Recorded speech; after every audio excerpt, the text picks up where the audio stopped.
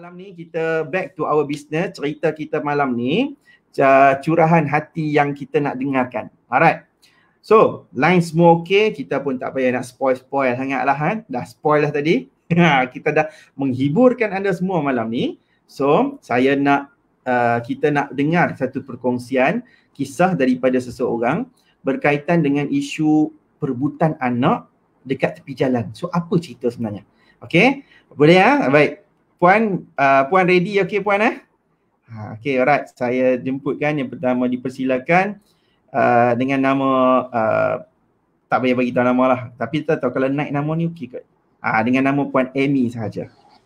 AMY je. Assalamualaikum Puan Amy. Waalaikumsalam warahmatullahi. Okey. Apa khabar Puan Amy? Alhamdulillah sihat. Okey, alhamdulillah sihat. Sahabat-sahabat yang live tu sihat. Weh, sihat. Saya rasa mereka ni semua sihat-sihat ni. Memang memang sentiasa positif. Sentiasa positif nak dengar perkongsian orang. Tambah-tambah saya dah menyanyi dah lagu tadi ni. Walaupun lagu sedih tapi jadi lawak malam ni. Oh, patutlah kat sini macam nak hujan. Okey. Sebab panas sangat. Saya dah lama sangat panas. Jadi kita pun menjemput dah. Menjemput hujan datang. Okey Puan. Okey. Alright. So, apa kisah kita ni Puan malam ni? Apa kisah yang berlaku pada diri Puan, dan kita kalau boleh kita tak perlu macam semalam sampai 1 jam semua tu. Kalau Puan ringkaskanlah dalam masa 15 minit macam tu, kita nak dengar cerita Puan. Okey. Okay, Puan. Puan Amy dari mana ni? Ada orang tanya. Puan Amy dari mana? Negeri je? Saya tak payah banyak panjang negeri. Daerah. Negeri je? KL. KL, okay. Alright. Orang yang terlibat dengan PKPD lah. Okay. Ya, macam tu lah. Alright, Puan Amy. Bila bercakap pasal perebutan anak tadi tu, sebenarnya waktu tu sebenarnya dalam saya dalam masa tu masih lagi apa orang kata dalam perbicaraan untuk hak jagaan interim anak. Oh, okey. Puan tuntut hak jagaan interim okey. Ya, dan tapi sebelum tu saya dah filekan hak jagaan kekal jugalah. Ya, betul. Serentak, berjalan serentak. Okey. So, kalau nak ikutkan cerita sebenarnya yalah sebab cerita panjang, jadi kita ringkaskan je lah kan. Since waktu masa tu pasal perebutan, kalau nak bercakap pasal rebut. Masa dalam perkahwinan pun ada masalah tak masa dalam perkahwinan? Kalau nak ikutkan lah Tuan Fahmi ya, kalau dalam perkahwinan tu nak ikut jalan, kalau nak ikut orang kata kronologi cerita lah secara ringkasnya, tahun 2012 sejak balik dari sebelum tu kita orang duduk di overseas, kemudian balik kemari 2012 balik kemari, kami balik dalam awal tahun macam tu. Kemudian hujung tahun macam tu tiba-tiba Allah uji. Kalau nak pendek cerita, ada ex-husband ada skandal lah. So waktu tu saya taklah orang kata macam mengamuk sangat ke, saya pergi berjumpa dengan orang tu marah-marah ke, tidak. Cuma tapi tak tahu kenapa sehari selepas sebenarnya itu pun kantoi bukan dia cerita, tapi kantoi je lah. Biasanya orang kata isteri akan ada insting kan. Anugerah agaknya yang Allah bagi tu. So nak jadi cerita, ada satu malam tu saya rasa macam pelik, kenapa dia balik lambat semua. So saya tanya dan dia tak mengaku. Tiba-tiba Allah ada tunjukkan something lah. Allah ada tunjukkan sesuatu yang saya rasa tak pelakut, saya tak cerita. So waktu tu baru dia mengakulah yang dia sebenarnya ada berkawan dengan orang. Malam tu memang ada bertekak. Tapi saya taklah sampai nak keluar rumah. Ada intention nak keluar rumah tu, tapi memikirkan anak. Waktu tu anak-anak pun kecil lagi. Saya ada 2 orang anak waktu tu. Ada berapa orang kan? Sekarang 3 orang. 3, ya. Sekarang 3 orang. Cuma waktu kejadian 2012 tu masih 2 orang lah. Kemudian dia So esok pagi So, tu entah macam mana ya saya boleh bercakap. Hello? hello Puan. Okey. Teruskan. So bila esok pagi tu sambil-sambil masa tu kita nak keluar dalam pada tengah marah ni, tapi saya pun tak tahu macam mana saya boleh bersabar lagi, boleh keluar makan lagi. Walaupun sebenarnya macam menangis, sekejap-sekejap menangis. Tapi masa siap-siap tu saya pun tak tahu, tapi tiba-tiba saya boleh bercakap dengan dia. Saya cakap, saya ingat lagi sampai sekarang saya ingat, saya kata agaknya Allah uji saya waktu ni. Mungkin satu masa nanti untuk bagi saya kuat kot kalau nak mana tahu satu masa nanti you betul-betul pergi. Okay. And so itu adalah permulaan lah 2012. Dan sejak tu macam biasalah perempuan kan bila dah kena betray tu trust tu dah tak ada. Memang apa-apa je akan, kadang-kadang kita bukan nak ingat tapi ada benda yang trigger. Sebelum kalau macam sebelum tu tak kisah pun dia tak telefon ke kan. Tapi sejak kejadian tu saya rasa macam kenapa dia tak telefon kan. Walaupun sebelum ni saya tak kisah je, okay fine dah sampai office, okay dia telefon dah, that's it. Tak adalah macam nak kena report ke apa ke, tak ada. Tapi mungkin sebab bila masa tu saya tengok dia punya waktu tu lah saya check balik bil telefon dia. Saya bukan seorang yang suka-suka nak check telefon, tak, saya bukan macam tu. Sebab letakkan kepercayaan pada suami kan. Tapi bila jadi macam tu, itulah yang pergi check balik apa orang kata bil-bil telefon. Masa tu mak sehari sampai berbelas-belas kali telefon tak kan. Macam boleh pula. So lepas kejadian tu saya rasa macam isu telefon tu dah jadi isu jugalah. Kenapa tak telefon? Tapi awal-awal lah. Lepas tu macam dah tak kisah kan. Lepas tu saya pernah terfikir bila dia dah buat macam tu kan. Pernah lah juga rasa macam nak balas tau Tuan Fahmi. Bukan balas apalah, macam okay dia boleh je kan nak curang macam tu kan. So kenapa aku tak boleh buat? Ada juga terfikir macam tu. In fact sebenarnya masa tu since saya sebenarnya suri rumah waktu tu. So adalah saya cuba satu hari tu saja-saja nak download MIRC. Saya dah download dah. Saja-saja nak orang kata berhubungan sembang macam kan. Tapi waktu tu dah download, cuma masa tu tak teruskan. Sebab saya fikir macam kenapa aku nak kena buat macam ni? Kalau aku buat macam ni, aku pun sama je dengan dia. So saya uninstall. Memang saya tak buat. Okay. So habis tahun 2012, tapi itu adalah orang kata permulaan lah kepada cerita-cerita kita orang bertekak, once in a while bertekak, bergaduh kan. Jadi Puan dengan dia dah bercerai tahun bila Puan? Kemudian 2016. Cerai 2016. Jadi 2016. masa lepas 2016 tu ada isu berkaitan dengan apa selepas berlaku perceraian? Lepas 2016 tu sebab kami pun bukan bercerai secara baik lah sebenarnya. Okey, bercerai ketiga juga kesudahannya. Apa dia Puan Fahmi? Maksudnya Puan bercerai tu secara apa? Perceraian Seksyen 47 ke, fasah ke? Luar mahkamah. Oh, lafaz luar mahkamah. Ya, sepatutnya kalau nak ikutkan sepatutnya bercerai secara persetujuan lah. Sebab masa tu dia bagi alasan memang dah tak sehaluan, dah tak ada hati semua kan. Okey. Walaupun sebenarnya macam saya sendiri rasa macam this is nonsense, tiba-tiba je kan. Tapi waktu tu okeylah. Tak apa, kita cuba, kita bagi masa tempoh. So setujulah untuk apa orang kata fast track tu, secara fast track. Ya. Tapi kemudiannya macam tu bila sampai dekat, saya pun tak tahu lah, waktu tu macam masih lagi berletak harapan. So depan hakim waktu tu saya ada kata, saya ada cakap kat hakim, boleh tak saya nak minta tangguh untuk maybe boleh bincang pasal whatever, pasal muta'ah, pasal nafkah edah, semua tu lah. Dan masa tu hakim setuju untuk ditangguhkan seminggu selepas tu. Tapi nak jadi cerita bila balik daripada tu dia memang tak puas hati. Balik tu masa saya ingat waktu tu saya tengah solat. Saya baru sudah solat. Saya tengah mengaji waktu tu.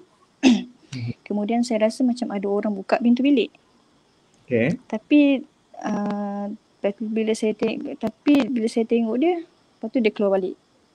Kemudian dia masuk balik. Kemudian saya tanya kat dia, awak ada apa-apa ke nak cakap? Waktu tu lah dia sebut nama saya. Kemudian waktu tu lah dia lepaskan saya lah. Dia ceraikan saya dengan talak satu.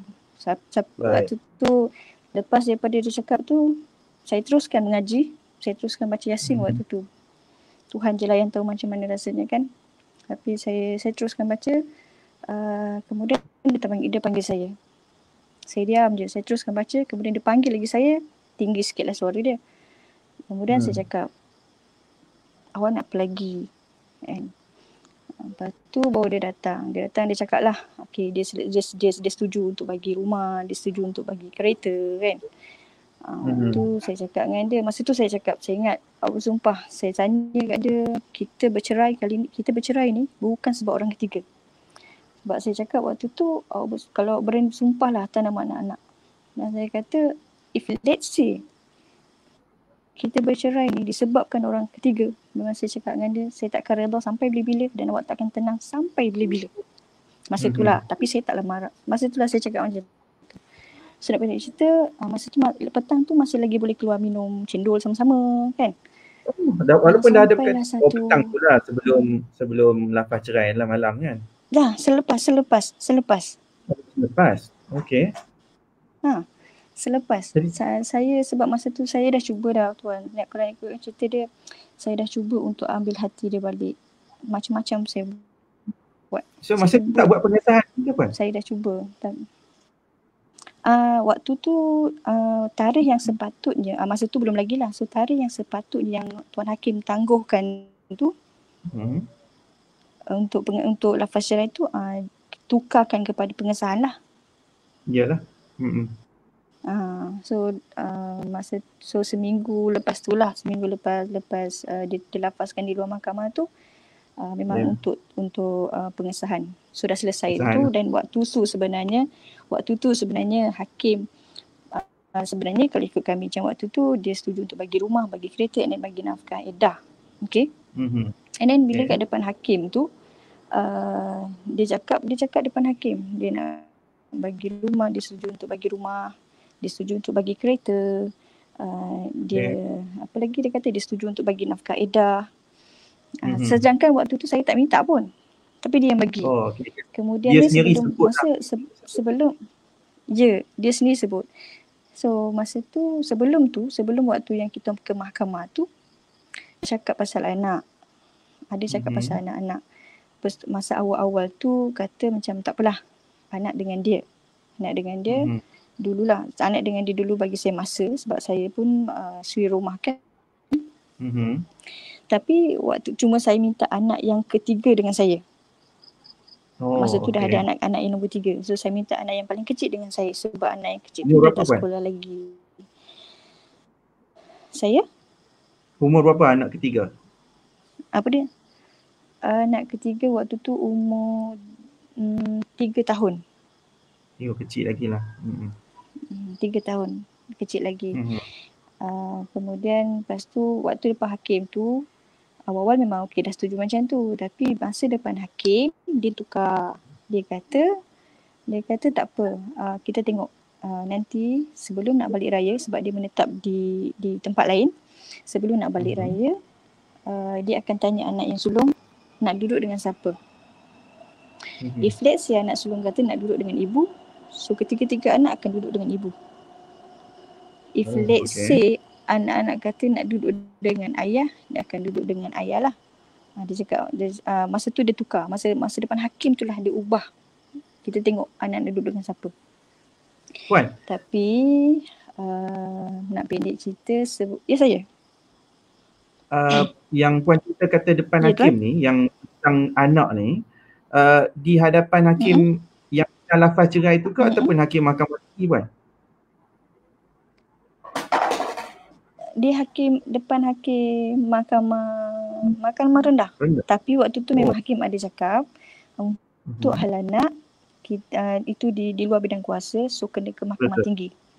Tapi dia akan so yang itu dia tak rekodkan. Jadi dia cuma rekodkan untuk rumah dan kereta. Saya sini sebenarnya saya tak tahu, ialah orang awam kan. Itulah untuk peringatan sahabat-sahabat yang lain lah kan. Kalaulah suami tu bersetuju nak bagi apa pun waktu tu, tolong check dululah. Sebab kita ni bila kata mahkamah rendah, mahkamah tinggi, ada bidang kuasa dia. Kan? Saya ceritakan jadi tentang macam so lepas tu selesai itu sebulan selepas tu lah raya. Saya sebenarnya saya duduk di KL sendiri waktu tu dari bulan 3 sampai raya. Saya seorang, and then my family memang tak tahu apa-apa pun. Keluarga saya memang tak tahu apa-apa. Semua orang ingat saya ada di tempat sana. Semua orang tak tahu. In fact sebenarnya sebelum saya diceraikan, sepatutnya ada satu tarikh lebih awal. Saya minta ditangguhkan. Saya kata tak pergi. So lepas tu dia kata boleh kalau you tak nak pergi, tapi saya tak boleh ikut dia balik sana. Saya kena tinggal kat sini. So dia akan balik dengan anak. So lepas tu dah macam tu, sebulan lepas tu lah saya rasa masa hari raya kot, hari tahun 2016. Mula-mula saya nak balik. Kemudian saya tahu dia akan raya di rumah family dia lah. So pagi raya tu saya rasa macam saya nak balik lah. Saya nak jumpa anak saya. Tapi waktu tu saya dah dekat dah. Saya dah cakap dalam hati saya, if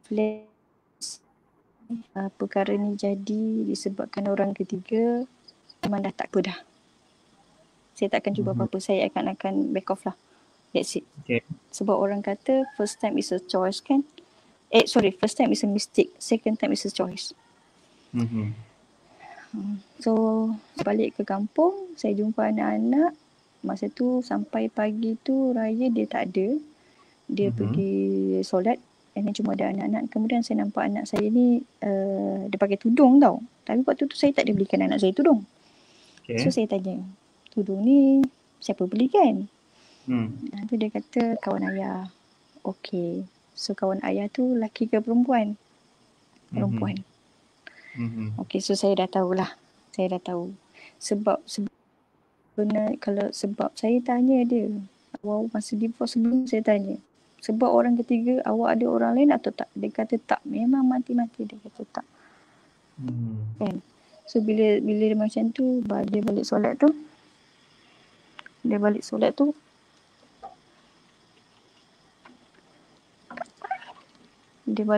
Saya cakap lah dengan dia. Saya confront dia. Saya tanya kat dia. Saya cerita anak benda ni semua. So itulah baru dia mengaku yang dia sebenarnya dia ada berkawan dengan orang. Semua dia ceritalah semuanya kan. So apa yang jadi berkaitan dengan perebutan anak pun? Sebenarnya saya masih macam okey lah. Tak apalah, anak dengan dia dululah. Sementara saya stabilkan diri saya. Tapi bila hari tu saya sempat pergi balik ke kampung saya sendiri. Cuma dengan dia tolong masa tu sebab makcik saya meninggal.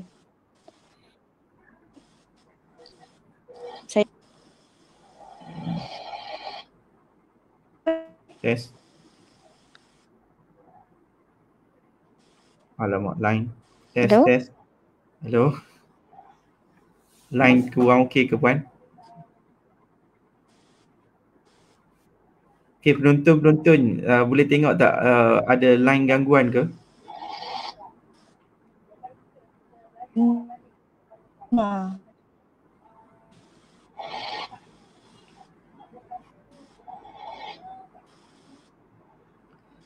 Line macam terganggu sikit.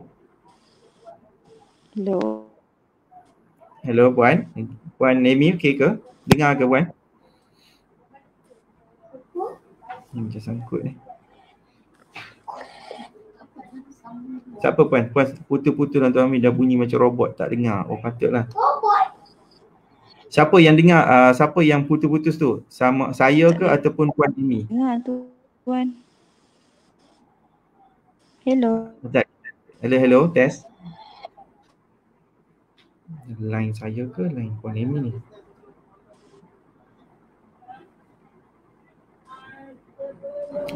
Line sangkut-sangkut dah. Kejap Puan Dengar. Oh, suara Tuan okey. Line Puan tak dengar sangkut-sangkut. Puan Amy sangkut. Oh, okey, Puan Amy yang sangkut Tak berapa dengar suara Tuan. Okey. Sebab ramai orang cakap sekarang ni line Puan Amy sangkut kot sebab line saya depa dengar.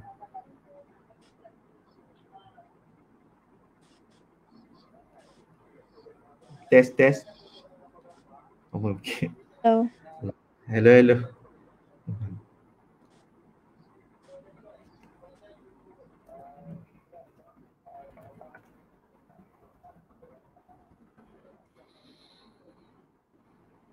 Okey. Masa tak boleh. Test Puan. Alah. Line Puan Amy banyak yang orang cakap sangkut-sangkut lah Puan.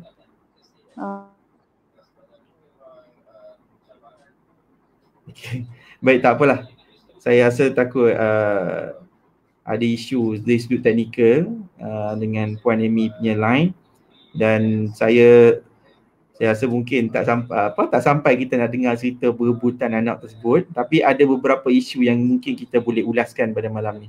Okey, tak apalah, saya dengan rendah hati saya mohon maaf pada Puan Amy sebab isu line ni, biasalah cabaran Malaysia ni masih belum sampai 5G lagi. Okey. Alright. Ni ada orang kita hilang terus dah suara Puan Amy. So tak apa, minta maaf Puan Amy Okey, nanti kita jumpa lagi insya-Allah. Baik, terima kasih Puan Amy. Okey. Terima kasih, minta maaf lah kita line sangkut pula di bahagian Puan Amy, tapi kita dengarlah sikit sebanyak tadi. Kalau ikut cerita kita malam ni sepatutnya perempuan adalah cerita berkenaan dengan, saya nak dengar cerita tentang perebutan anak kat tepi jalan tu sebenarnya.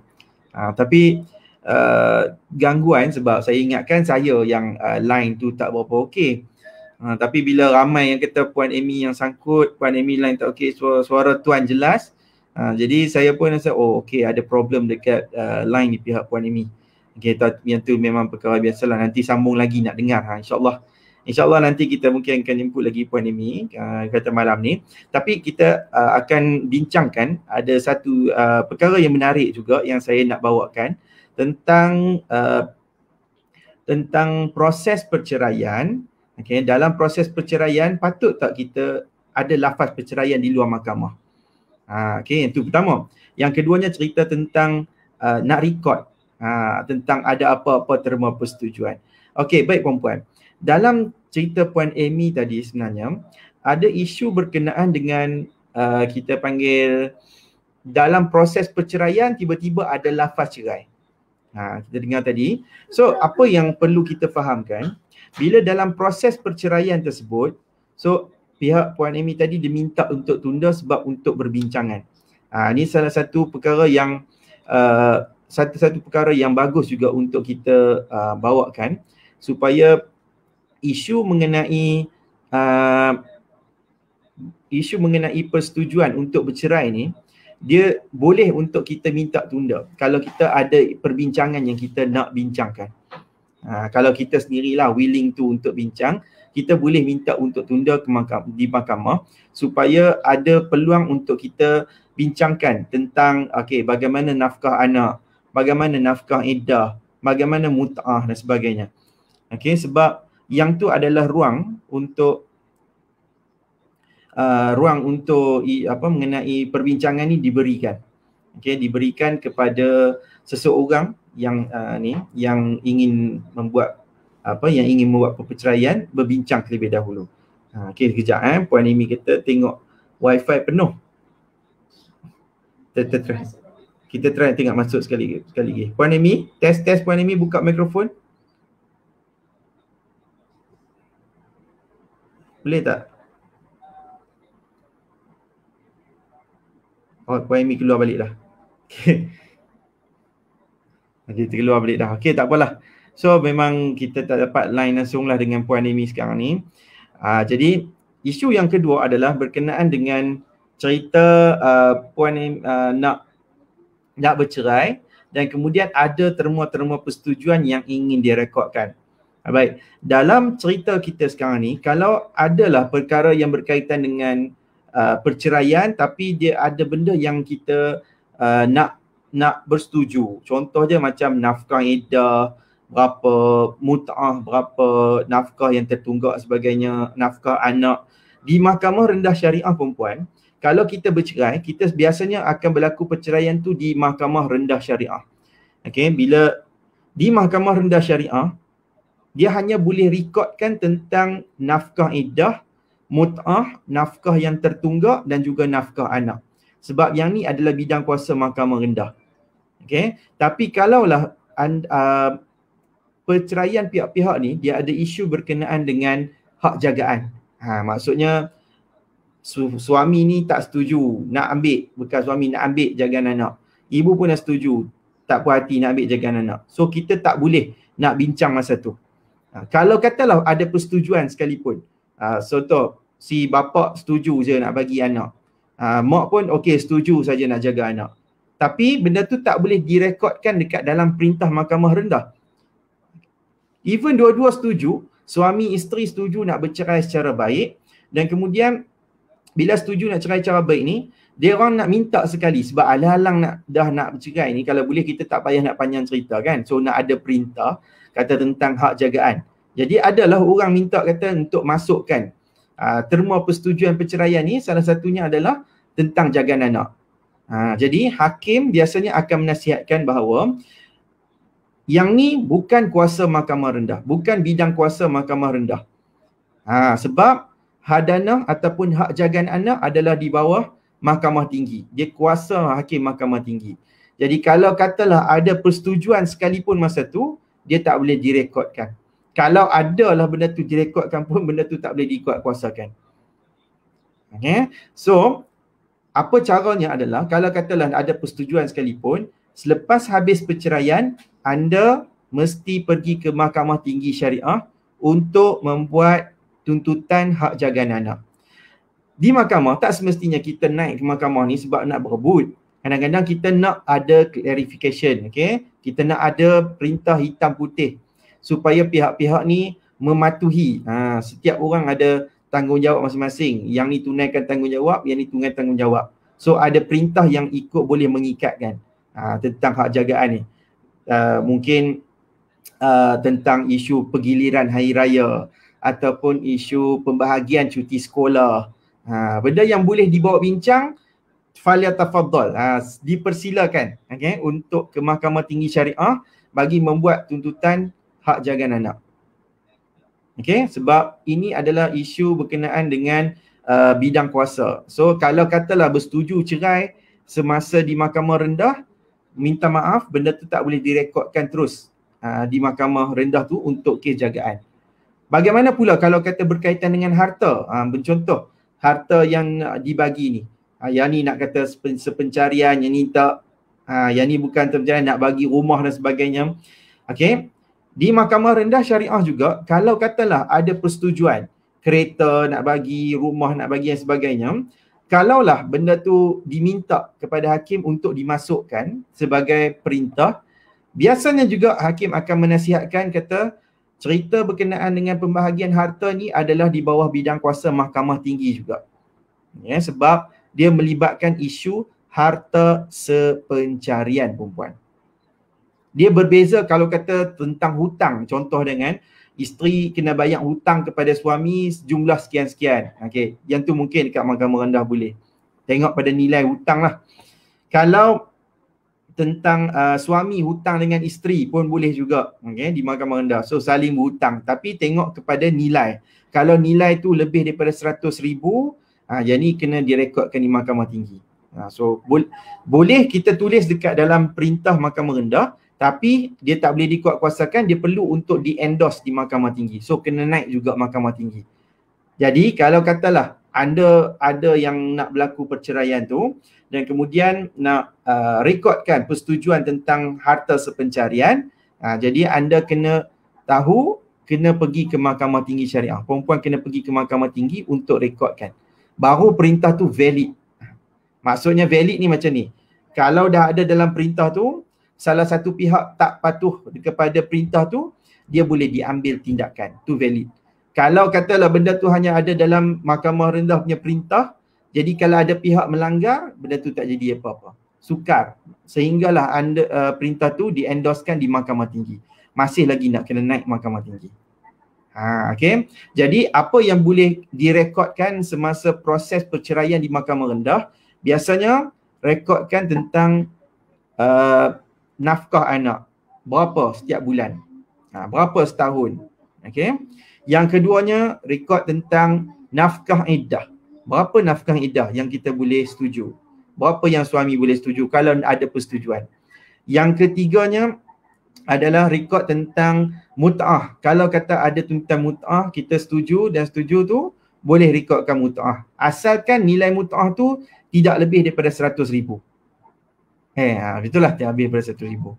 Okay. Yang ketiganya, apa lagi ya? Nafkah yang tertunggak. So kalau kita nak rekodkan nafkah tertunggak pun boleh juga. Nafkah iddah, mut'ah, nafkah tunggak, nafkah anak. Okay. So sebab yang, ataupun satu lagi hutang. Kalau kata ada hutang dalam perkahwinan, tapi hutang tu tak lebih daripada 100,000 pun boleh rekodkan juga di Mahkamah Rendah Syariah. Tapi kalau nak rekodkan tentang hak jagaan, harta sepencarian, semasa perceraian di Mahkamah Rendah tu tak boleh dilakukan. Kalau dimasukkan dalam perintah pun, masih lagi kita kena ke Mahkamah Tinggi untuk proses endorse. Alright. Okay. Muhammad Hakim, cantik wallpaper malam ni. Ni real. Dia tak pakai wallpaper nanti Hakim. Real. Yang ni panggil background. Live background kita panggil. Okay, senang cerita ke Mahkamah Tinggi teruslah ni. Alright, tapi kalau perceraian biasanya dia akan difailkan di Mahkamah Rendah. Dia akan starting di Mahkamah Rendah dulu. Dan kalau kita nak ke Mahkamah Tinggi, kita kena mohon. Nama permohonan tu nama dia permohonan untuk merafakkan kes. Maksudnya mengangkat kes daripada Mahkamah Rendah ke Mahkamah Tinggi. Dia kena buat permohonan dekat dalam mahkamah. So Mahkamah Rendah ni dia akan mohon untuk ke Mahkamah Tinggi kalau kata ada isu. Biasanya kalau kata nak merafakkan ni, dia mesti kena ada macam ni. Anda dah filekan kes perceraian dan kita dah filekan contoh ada isu berkaitan dengan jagaan anak. So anda filekan juga kes jagaan anak. Satu kes perceraian dekat Mahkamah Rendah, satu lagi kes hak jagaan dekat Mahkamah Tinggi. So katakanlah kan dapat persetujuan. So bincang-bincang setuju nak rekodkan perceraian, sekali nak rekodkan dengan hak jagaan. Okay, baru boleh buat permohonan untuk merafakkan kes. Boleh bercerai dekat hadapan Hakim Mahkamah Tinggi. Permohonan merafakkan kes. Semua dia bergantung pada permohonan tu diluluskan ataupun tidak lah. Bergantung pada Hakim Mahkamah Rendah juga dan bergantung pada Hakim Mahkamah Tinggi. Okay. Tapi biasanya mahkamah akan nasihatkan bercerai dekat sini saja dulu, bukan ke Mahkamah Rendah, kemudian settle pergi ke Mahkamah Tinggi. Dah sebab dah buat pun asing-asing kan. Okay, tapi tu proses dia. Kalau kata nak permohonan untuk mengangkat kes ke Mahkamah Tinggi, nak bercerai di hadapan Hakim Mahkamah Tinggi dengan tujuan untuk rekodkan perkara-perkara berkaitan dengan bidang kuasa Mahkamah Tinggi, jadi kita kena buat permohonan. Tu je cerita dia. Okay, alright. Saya nak ambil soalan lagi. Anda boleh letakkan soalan. Dan saya rasa macam dahaga pula. Ada yang tolong Daddy ambil ayat ya? Ayat sikit. Okay, ada soalan tak? Siapa ada soalan malam ni? 10.48. Elok lah tu. Minum dulu.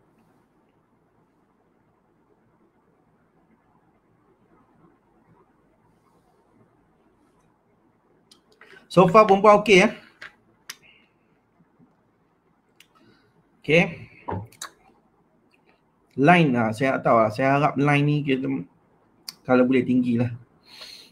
Okay, Puan Khairunisa Yusof. Tuan Fahmi, apa beza hak jagaan interim dan hak jagaan penuh, disebabkan apa ya Tuan? Bagus juga, betul.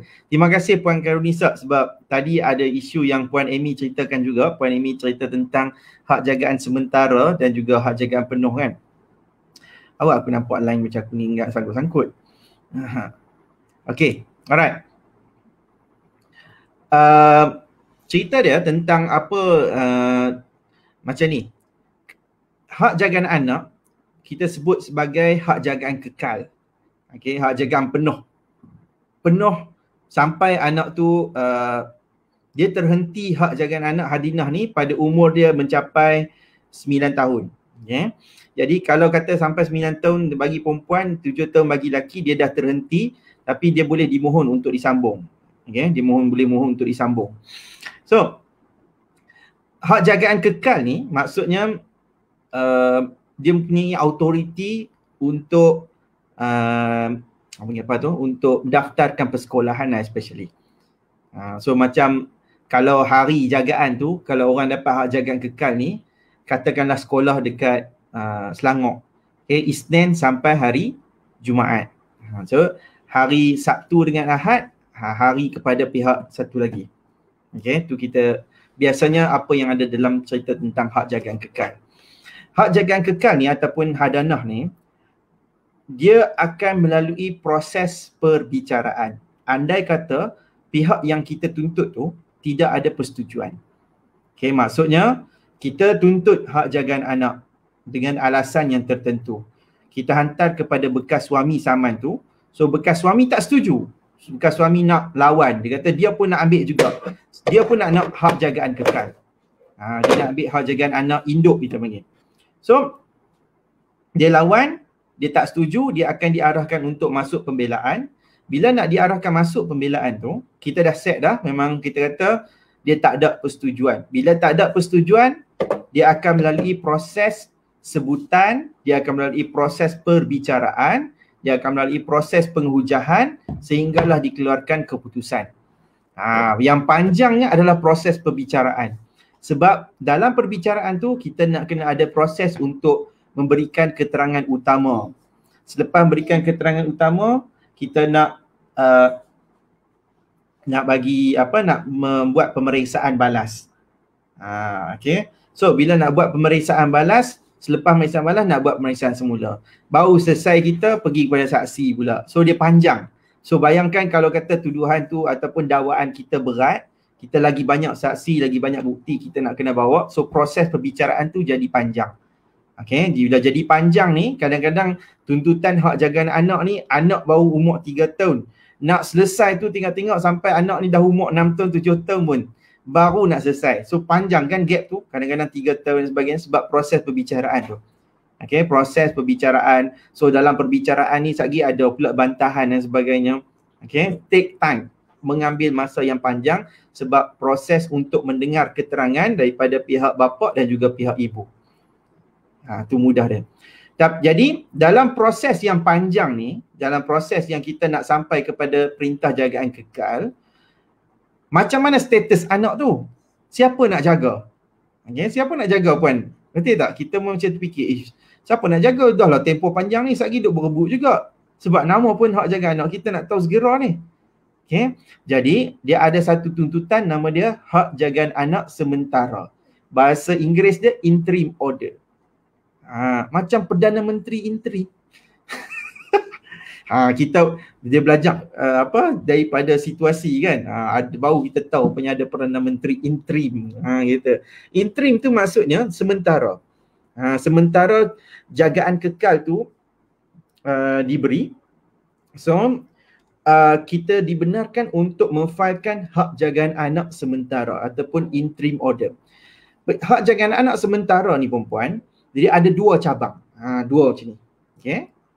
Aku buat kartun ni apa. Dua cabang. kalau TikTok boleh dia naik kan. Yang pertamanya kita sebut sebagai hak jagaan anak interim inter parte. Tak payah apa aku cerita je gampang. Okay, inter parte. Yang ni nama dia interim ex parte.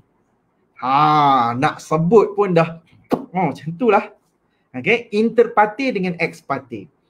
inter partes ni maksudnya hak jagaan anak sementara tu kita buat permohonan, kita serah kepada pihak lawan, okey. Pihak lawan akan reply. Okey, so kita mula permohonan dengan affidavit sokongan, kita bagi kepada pihak bekas suami. Contoh dia so bekas suami dapat tu, dia baca, dia jawab. Kita nama dia affidavit jawapan. Dia bertulis saja. So dia kata kita mula bertulis, dia bagi kat kita pun bertulis, kemudian kita reply pula affidavit balasan. Kita reply affidavit. So bertulis. Affidavit ni akuan bersumpah secara bertulis. Okay. So kita reply secara bertulis tu, kemudian katakanlah dia tak ada reply apa pun dah. Okay. So dia tak ada sesi perbicaraan. Beza dengan hak jagaan kekal. Hak jagaan kekal dia ada perbicaraan kan? Dia ada perbicaraan yang akan jadi proses panjang, saksi nak kena datang, dia ada soal balas dan sebagainya. Tapi kalau interim ni, inter partes, dia hanya reply tu saja. Affidavit sokongan, affidavit jawapan, patah balik affidavit balasan, kemungkinan dia akan ada affidavit balasan kepada affidavit jawapan. Dia main kat situ je. So dah selesai yang tu, mahkamah akan bagi untuk pengujahan. Hujah interim, dan dia tak ada bicara, kemudian dia akan bagi keputusan. Hak jagaan anak sementara kepada siapa? Sementara kes hak jagaan kekal tu diputuskan. Okay, sementara jagaan kes tu kekal diputuskan, dia akan dapat kes hak jagaan anak sementara tu diberikan kepada siapa. Tu proses inter partes. Tapi kalau proses satu lagi, inilah kan, ex parte. Okay, so ex parte ni maksudnya sebelah pihak. Okay, tuntutan sebelah pihak ni maksudnya macam ni. Anda filekan tuntutan jagaan anak secara sebelah pihak. Kita buat tuntutan tu, kita filekan affidavit macam tadi juga, tapi kita pluskan satu lagi, nama dia akuan segera. Tuntutan ex parte ni, interim ex parte ni, hanya dibenarkan untuk kes-kes yang berbentuk keterdesakan. Desperate. Betapa berat ataupun betapa besar desperate tu. Nak desperate ni lah yang selalunya sukar untuk dibuktikan. Kadang-kadang macam dulu perempuan, pengalaman saya masa dekat Kuala Lumpur dulu, okay, saya bekerja di firma Gorman ni. Ada satu kes kita buat permohonan ex parte, tuntutan hak jagaan kekal pun ada, tapi proses dia panjang lagi. Kita buat tuntutan ex parte, alasan untuk ibu ambil jagaan anak tu, anak ada dengan bapa, ibu nak tuntut jagaan anak secara sebelah pihak, ex parte ni, kepada mahkamah sebab dia kata terdesak sebab tak dapat berhari raya. Dah berapa tahun tak dapat berhari raya. So yang tu je alasan dia. Okay. Jadi long short stories, mahkamah tolak. Mahkamah kata yang tu tak terdesak. Hari raya bukan unsur keterdesakan. Jadi dia bagi alasan antara unsur keterdesakan, contoh dia macam anak mungkin dibawa lari keluar negara. So kalau buat lari keluar negara ni, dia akan menyusahkan banyak pihak lah. Jadi dia tak ada nak buat, kalau dah buat penghakiman tak pergi, subject matters anak tu pula tak ada. Jadi kita nak kena dapat segera untuk nak terminate ataupun batalkan pasport supaya diblokkan, immigration tak benarkan untuk dibawa keluar negara. Ataupun contoh lain macam anak ni baby, baby yang masih lagi menyusu, si bapa ambil juga, ambil buat kerah. Kita pergi buat laporan polis, polis kata tak boleh, ini dibawa bidang kuasa rumah tangga ni, kami tak boleh nak campur tangan walaupun benda tu baby. Okay, so polis kata kena dapatkan perintah. So kita tak ada cara lain, kita kena pergi ke Mahkamah Tinggi Syariah untuk dapatkan perintah jagaan sementara secara sebelah pihak atas sebab terdesak. Bapak ni buat lari anak, tak mau bagi, sedangkan anak ni mungkin masih menyusu lagi, baby lagi kan, kena menyusu.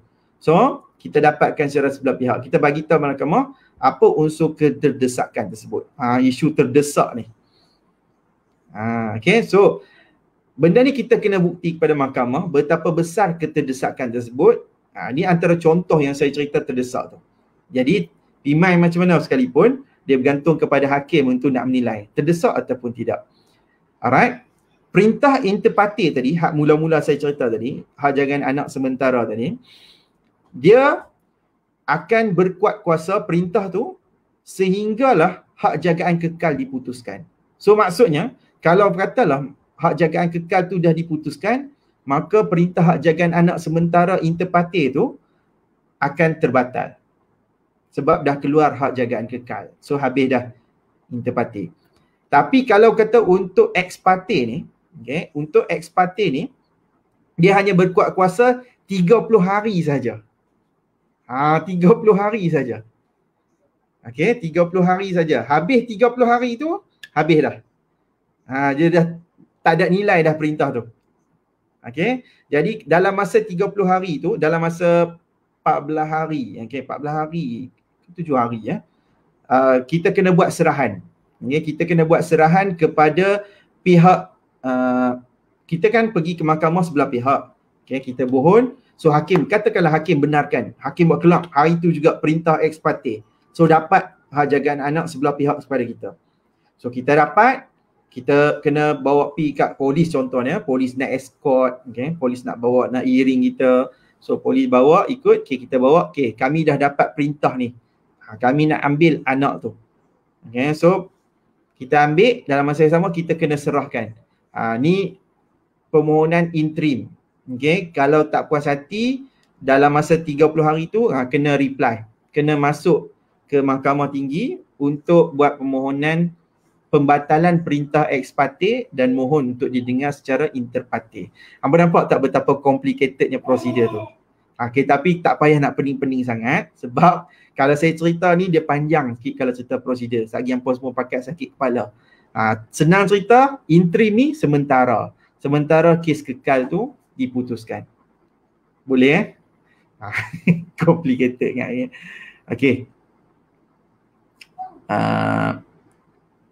Cik Hakim tanya, yang ni soalan menarik ni sebenarnya. Pernah terfikir tak nak berhenti jadi peguam dan teruskan dalam bisnes? Jawapannya Cik Hakim, saya akan berhenti pada umur 45 insyaAllah. Sekarang something 3 series. Tapi muda lagi sebab saya baru naik jerawat. Mataku lebam. Salah lagi. Lebam. Ni jerawat ni. Masih muda lagi. Remaja lagi. Ada. Ya, saya ada. Saya jujur, saya ada terfikir. Saya tak, mustahil saya tak kata tak ada. Ada. Tapi bukan sekarang. InsyaAllah saya target sampai umur saya 45. Sehinggalah pelaburan saham saya dah jadi matang. Gitu. Okay. Barulah best. Ni dah awal-awal sangat. Sebab saya biasalah kan, larat lah kita nak duduk lama-lama. Umur 45 tu saya rasa macam, ataupun mungkin kurang lah kot kan. Dia dah okey dah kot kan. Man, life start at 40 kot. Time tu saya rasa macam cukup lah kot saya nak dengar ni semua. Okay, saya rasa macam time tu saya nak lebih banyak kepada mengajak. Okay, mengajak orang-orang baru, yang baru-baru nak jadi peguam, kita latih mereka ke, okay, ajak macam mana nak run firm pula. Ataupun mungkin saya boleh duduk travel, menulis-menulis. Ni kan, saya suka menulis kan. Okay, saya suka terbit buku. Itu impian salah satunya. Mungkin dia tak ada lah sampai saya nak jadi peguam sampai umur 60, penat lah. Tapi ada, saya ada target umur 45 insyaAllah. Okey, Nur Aini. Maaf tuan, sekiranya soalan saya dari tajuk. Kenapa? Saya nak bertanya, patutkah orang ketiga masuk campur dalam hal nafkah anak-anak? Maksud orang ketiga, isteri kepada bekas suami. Jawapan dia tak patut lah. Okey. Tapi saya ada kata tapi jugalah kot. Kadang-kadang kan dia isteri kepada bekas suami ni maksudnya lebih kurang kepada ibu tiri kepada anak-anak lah kan. Okey. Kadang-kadang kan isteri baru ni, okay, dia masuk campur tu bukan sebab apa. Sebab bekas suami ni, mungkin saya tak kata kat puan, mungkin ada orang lain. Bekas suami ni dia tak bagi nafkah anak dengan betul, contohnya. Ataupun nafkah anak ni mungkin dah habis banyak sampai dia sendiri tak ada nafkah untuk diri dia. Tu kadang-kadang dia campur kan. Dia campur tangan. Okay. Tapi pimai balik macam mana sekalipun, jawapan dia adalah bukan salah isteri baru, bekas suami, dan juga bukan salah puan yang nak tuntut bagi pihak nafkah anak. Sebenarnya saya lebih kata kepada lelaki tersebut.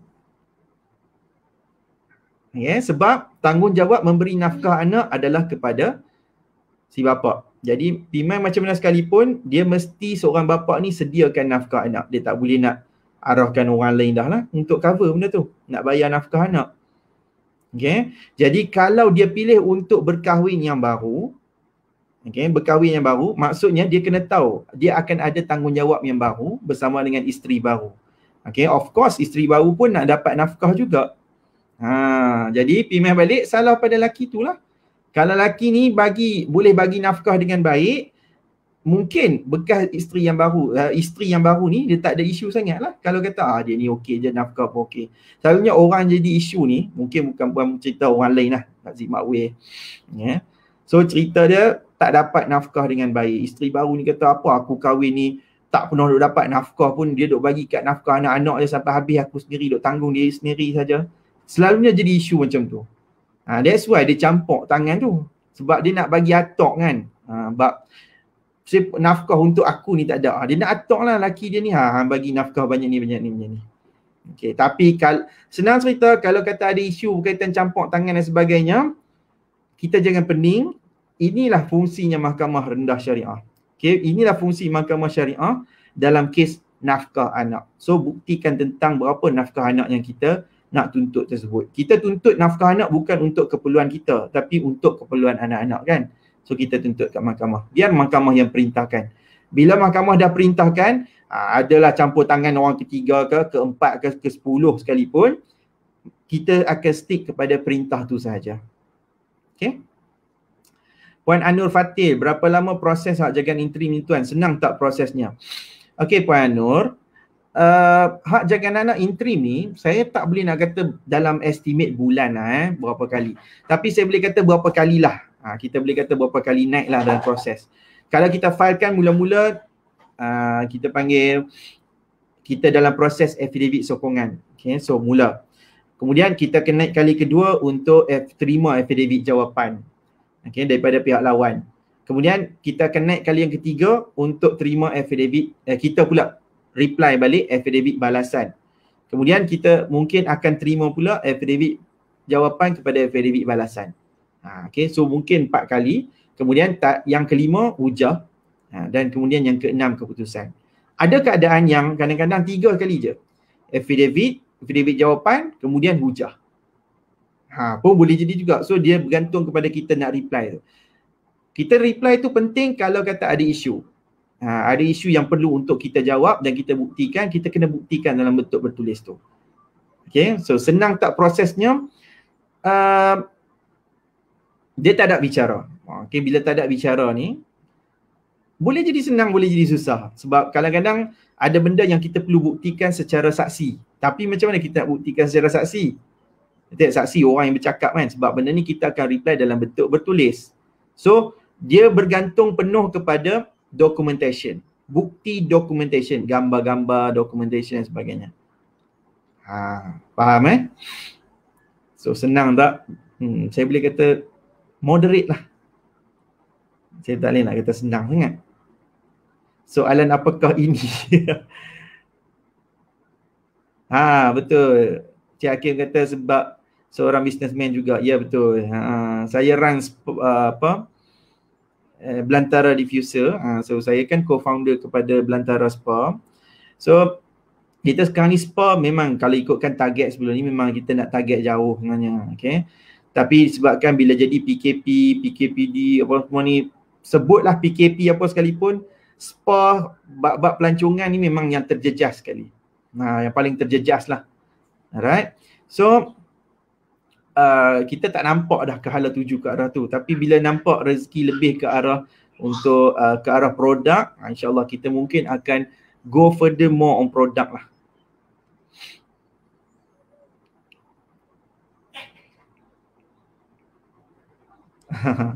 Boleh.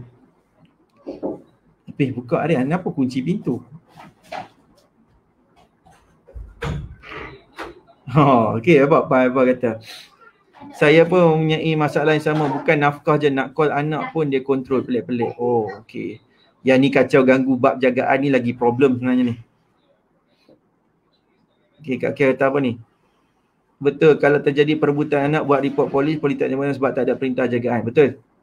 Sebab ini adalah berkaitan dengan hal ehwal rumah tangga. Bab anak walaupun dah bercerai kan, sebab yang melibatkan ni ibu dengan bapa. Jadi dia tak boleh nak campur tangan.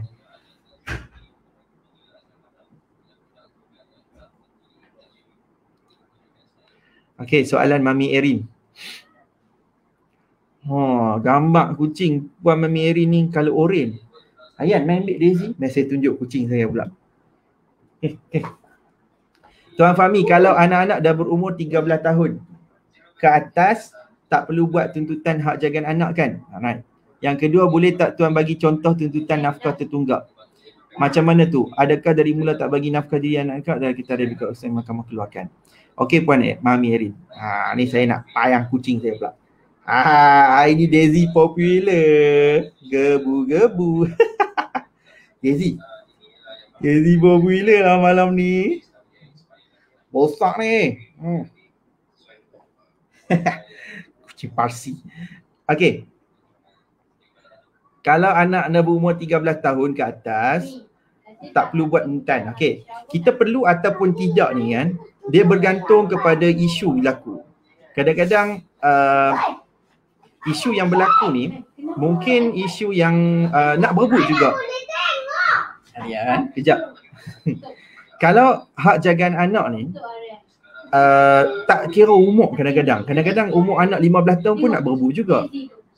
Tapi satu perkara yang kita kena tahu, bila 13 tahun ni dia dah melepasi umur mumayyiz, yang mana umur yang dia boleh buat pilihan. Okay, dia boleh buat pilihan dia nak duduk dengan siapa. Jadi kalau katalah ada perebutan, ada isu untuk tentukan hak jagaan dalam keadaan anak dah besar, kita masih boleh tuntut di mahkamah tinggi. Tak ada masalah, boleh masuk. Kalau ada isu, kita boleh tuntut. Okay, pergi ke mahkamah nak buat tuntutan. Jadi kalau katalah pihak ibu dengan pihak bapa, ibu dengan bapa dua-dua seimbang, tak ada apa-apa isu yang boleh menghilangkan kelayakan dia untuk mendapat hak jagaan. Okay, maksudnya equal. Ibu okey, bapa pun okey. Boleh, dua-dua boleh jaga kebajikan anak dengan baik.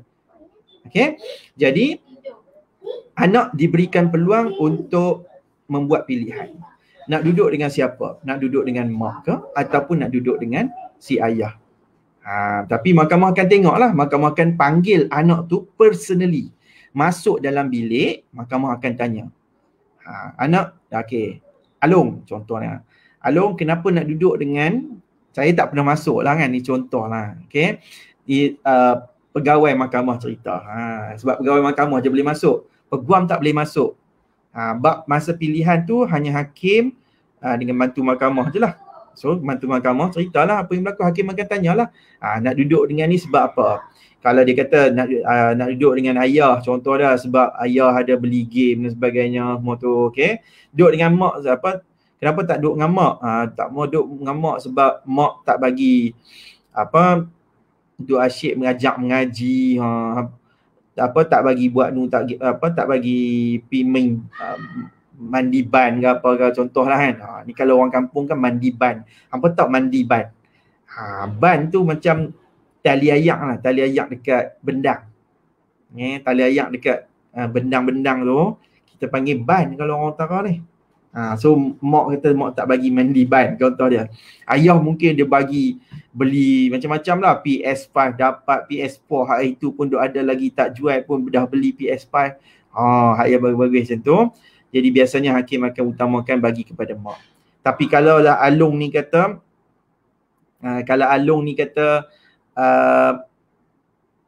dua-dua, ayah dengan mak dua-dua bagus. Maksudnya jaga bab pendidikan. Kadang-kadang ayah pergi hantar kelas, kadang mak ambil, kadang mak pergi hantar, ayah ambil. So dua-dua okey.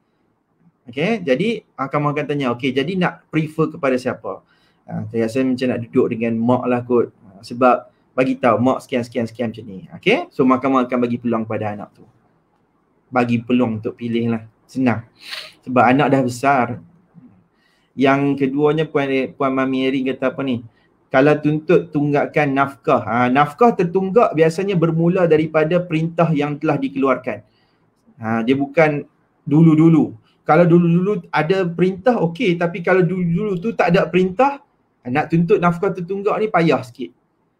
Susah nak dapat. Even kalau kita pergi ke BSK, bahagian sokongan keluarga, peguam yang selalu buat tentang tunggakan. BSK ni macam satu peguam yang akan buat tuntutan tunggakan. So, kalau kita nak pergi jumpa dengan BSK pun, BSK dia akan minta dulu perintah nafkah. Berapa perintah nafkah dulu, baru dia pun boleh buat tunggakan tu. Kalau tak ada perintah nafkah, susah nak buat tunggakan. Sebab kita sendiri pun tak tahu berapa yang tertunggak. Kalau ada perintah, at least kita boleh kira. Start daripada bulan ni sampai ke bulan ni, berapa tunggakan tu. Berapa sepatutnya kita dapat tapi tak dapat. Okey. Miah Seri Kandi. Tuan, bagaimana pula penjagaan anak semasa masih dalam proses perceraian luar mahkamah? Anak masih menyusu umur setahun lebih tapi pihak suami ugut untuk ambil anak. Saya cakap macam ni Puan Miah. Puan Miah, pertahankanlah walau dengan nyawa sekalipun. Saya risau sangat-sangat. Kadang-kadang kan saya kena terang. Kita kena pesan sungguh-sungguh lah kepada pihak lelaki, pihak bapa. Anak kecil ni, kalau bawah pada 3 tahun especially, tolonglah bagi kepada ibu dulu. Okay. Kalau 2 tahun, dalam Islam, kita panggil masih dalam tempoh penyusuan. Okay. 2 tahun. Atas pada 2 tahun sikit, mungkin 3 tahun pun, sebaiknya kalau dia tak menyusu pun, dia masih kecil. Kadang-kadang dia tak pandai lagi, tak cerdik sangat lagi. Okay. Sebaiknya bagi kepada ibu dululah. Tak payahlah ambil bermalam. Tu je saya boleh bagi tahu. Right? Kalau dah masuk 4 tahun, kadang-kadang 4 tahun ni dia dah cerdik sikit dah. Macam anak saya 4 tahun ni dia dah cerdik sikit dah. Okay, tapi dia still, kalau kata bab bermalam ni biasanya dia suka duduk dengan mak lagi. Okay. So dahulukanlah kepada ibu. Kalau katalah kita nak tuntut juga ambil jagaan anak ni perempuan, kalau anak masa kecil ni, memang tak berupaya lah nak bagi tahu kata tolonglah faham. Kita dah bercerai ni dalam proses tak sahkan lagi ni, biar saya jaga anak. Saya bagi hak untuk nak melawat mesra, tapi bermalam tak boleh. Jaga tak boleh sebab anak ni perlukan saya. Macam tu. Okay, mungkin kadang-kadang orang dia faham, dia respect, dia akan tahu kata betul, tak apa, bagi kepada ibu. Sebab laki nak kena pergi kerja. Kalau laki nak keluar, nak ambil anak, siapa nak jaga anak tu? Okay, itu biasanya lah kan. Jadi, bab jagaan anak ni, kalau katalah masih menyusu, umur setahun lebih, memang jaga dululah kepada ibu. Okay. So kalau katalah pihak suami ada ugut untuk ambil anak tu dalam proses nak settlekan perceraian, so ada isu berkaitan dengan hak jagaan ni, Puan bagi tahu macam ni saja Puan. See you in court. Tak apa, saya pegang dulu. Kalau awak nak, awak buat tuntutan kat mahkamah. Kita susah sangat nak halang benda ni. Nak halang aja kan sebagainya. Tak apa, kita jawab secara macam professional, respected person. Okay, respect person. Kita bagi tahu kata, tak apa, terpulang kalau awak nak tuntut, kalau awak nak ambil anak ni boleh, tapi tolong bawa mai perintah mahkamah. So kita suruh dia tuntut jagaan tu kat mahkamah. Kita nak tengok dapat ke tak. Tu je. Senang. Kadang-kadang kita nak halang ni susah kan. Tak apa, kita bagi tahu boleh, awak dapatkan dulu hak jagaan dekat mahkamah. Kalau dapat, saya bagi. InsyaAllah dia takkan dapat. Payah. Pengalaman saya teruk macam mana pun sekalipun ibu tu, ada orang tu nak dakwa kata ibu ni tak pandai baca Quran lah, tak pandai segala-galanya, teruk lah. Teruk sungguh lah kan. Still, kalau anak tu masih lagi menyusu, masih kecil, mahkamah akan prefer bagi kat ibu tu dulu. Ibu tu besar lagi perempuan. Sebab anak ni kecil sangat, masih menyusu. Dia pun tak tahu apa lagi. Dia tahu menyusu je dulu.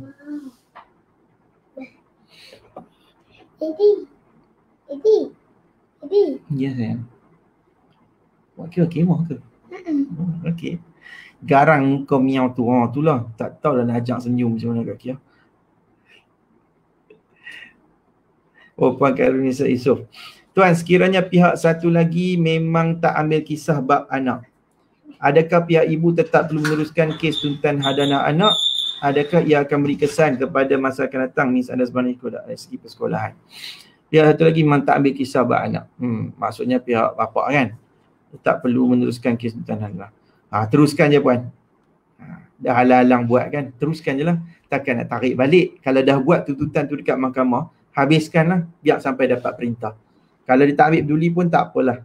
Nanti kalau jadi isu contoh ke depan dia datang nak ambil anak sebagainya, boleh tunjuk perintah. Saya dah ada perintah jagaan dah ni. Awak hanya dapat hak apa-apa. Bagi tahu macam tu je. Okey. Arian tolong ambil ni Yan. Wire laptop dia tu, wire kala hitam tepi ni. Dekat Swiss ni. Swiss tepi ni. Ada tak? Swiss tepi ni. Ada wire tak? Bukan satu lagi.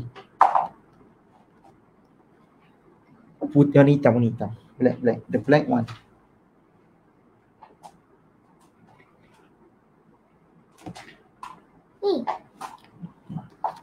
Yes, very good. Good. Clever boy. Okay. Awak tak ada. Dah okay. Alright. Laptop nak habis. Bateri pula. Tali ayam. Betul tali ayam. Ada 2 ekor utih dengan manja. Daisy. Yalah.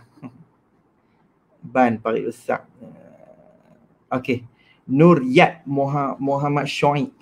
Kalau ibu ada kerjaya tetap dan mampu tapi orang lain sebelum berpisah. Tapi orang lain sebelum berpisah tapi ayah pula tak ada pendapatan tetap dan diisytihar bankrupt. Menjaga anak bawah umur 12 tahun. Macam mana ni Puan Yat?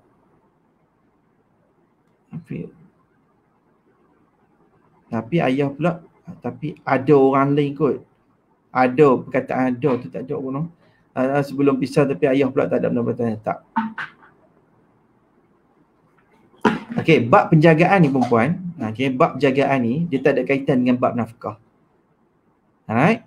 Kalau pun, saya dengar betul-betul perempuan kalau pun seorang bapa tu tak bagi nafkah anak perempuan, alright? Dia tak pernah pun bagi duit nafkah anak, tak pernah pun bayar zakat fitrah lah. Lagi teruk ni. Teruk sungguh kalau zakat fitrah pun tak bayar dan sebagainya. Dia tetap ada hak untuk melawat sekurang-kurangnya. Okay, melawat dan bermesra dengan anak tersebut. Okay, sebab hak jagaan dia tak ada kaitan dengan nafkah perempuan. Nafkah is nafkah. Kalau tak dapat nafkah, tuntut nafkah. Okay. Tapi dalam bab jagaan, kita tuntut jagaan, pihak satu lagi, contoh sebab bapa, dia tetap ada hak untuk melawat dan bermesra. Kalau anak ni besar sikit, dia mungkin dapat hak untuk bermalam. Okay. Dia tak kisahlah dia bankrupt ke tak bankrupt ke, dia masih lagi boleh layak. Tetapi kalau bapa tu mungkin duduk dalam penjara, tak layak lah. Ataupun bapa ni memang dibuktikan jahat lah. Berkelakuan keji besar sungguh lah kan. So dia bahayalah. Dia mungkin tak dapat bermalam tapi dia mungkin dapat untuk melawat. Sebab selagi mana anak tu anak yang dinasabkan kepada si bapa tu berbin ataupun bentikan kepada si bapa ni, dia tetap layak untuk dapat hak untuk melawat sekurang-kurangnya.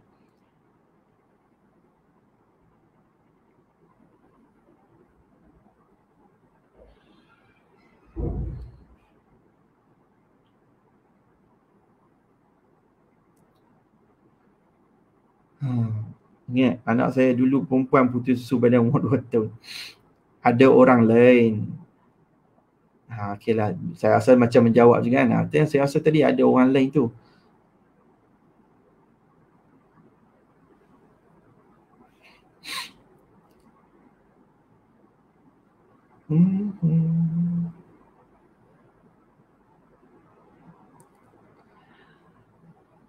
Okey, Mami Erin kata apa ni? Ya tuan, anak-anak ni memang nak ibu kalau tidur malam. Anak saya dulu siap ketuk pintu sembilan. Mami buka pintu ni, akhirnya tidur dengan Mami. Masa tu umur 4 tahun, suami suruh pisah tempat tidur dengan anak. Tahu-tahu senyap. Tuan tahu apa jadi? Saya buka pintu, anak lena depan pintu bilik saya. Allah, menitih yang mata tengok dia. Tengok. Betul perempuan. Saya pun dah ada pengalaman macam tu. Saya tengok anak saya ni, memang dia tak boleh. Dia kesian kat dia. Itu dia tidur dekat bilik dia. Kita ada buat bilik elok kat dia. Bila buat bilik elok tu, saya tengok dia bangun tengah malam, dia tersedak kan, dia bangun tengah malam, dia main tidur. Dia main tidur, kami terkejut. Dia main ketuk, siap menangis. Aku ingatkan tuyul lah tadi ni. Astaghfirullahaladzim. Okay, alright. 11.25 dah. Okay, thank you. Saya rasa macam tu saja kot malam ni. Alright, terima kasih banyak-banyak. Saya mohon ampun dan maaf kalau ada salah dan silap. Okay, so cerita perkongsian yang distorikan oleh Puan Amy daripada Kuala Lumpur tadi ni, ada walaupun ada gangguan, tapi at least kita dapat dengar banyak juga story dia tu tadi. So far insyaAllah benda tu adalah satu benda yang boleh mendatangkan kebaikan juga. Kita belajar daripada masalah ataupun story kisah orang lain. Dan insyaAllah esok kita akan live lagi macam biasa selagi mana PKP ni duduk jalan. Selagi itulah kita duduk menghadap. Okay. Alright, itu saja daripada saya. Saya doakan anda semua, Kak Kia and the gang yang dekat Kuala Lumpur, Selangor ni, selamat ber-PKPD lah. Saya doakan yang selamat-selamat je lah untuk anda di sana. Alright. Jangan malu untuk kibarkan bendera putih kalau kata anda perlukan bantuan. Alright. Pedulikanlah apa orang nak kata hal lain bab bendera putih tu. Kalau saya nampak rasional dia. Sebab kita tak tahu orang ni betul ataupun tak dia punya perlukan bantuan.